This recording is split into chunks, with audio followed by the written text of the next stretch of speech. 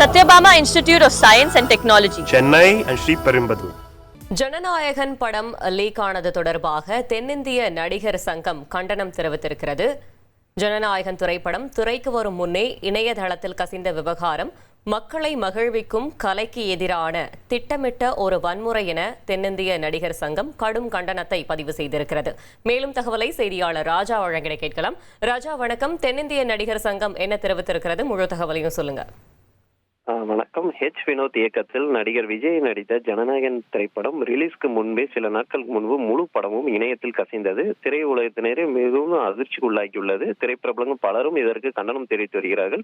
மற்றும் தயாரிப்பாளர் சங்கம் தரப்பிலும் இதற்கு சிபிஐ விசாரணை வேண்டும் அளவுக்கு அவர்கள் தரப்பு கோரிக்கையை வலியுறுத்தியிருந்தார்கள். இந்த நிலையில் தென்னிந்திய நடிகர் சங்கம் ஒரு அறிக்கை ஒன்றை வெளியிட்டிருக்கிறது.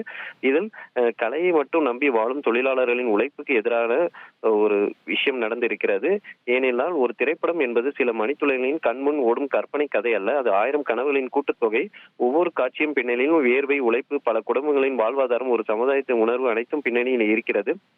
அத்தகைய துறையை சுயலாபம், காழ்ப்புணர்ச்சி அல்லது பழிவாகும் மனநிலையில் களங்கப்படுத்த முயல்பவர்கள் சட்டத்தை மீறி செயல்பட்டு இருக்கிறார்கள். இச்செயலில் ஆற்றியவர்கள் எவராக இருப்பினும் அவர்கள் அடையாளம் காணப்பட்டு வெளிச்சத்துக்கு கொண்டு வரப்பட வேண்டும். சட்டம் அவர்களை தொட வேண்டும். நீதித்துறை தண்டனை அவர்களை தாக்க வேண்டும் என்று அவர்கள் தரப்பு அறிக்கையில் தெரிவிக்கப்பட்டிருக்கிறது. மேலும் இன்று ஜனநாயகன், நாளை இன்னொரு படைப்பு, இப்படி ஒவ்வொரு முயற்சியும், உழைப்பும், முதலீடும், நம்பிக்கையும் களவளப்பட்டால் இன்று கதை சொல்பவர்களை நாளை சோக கதையாக மாறிவிடுவார்கள்.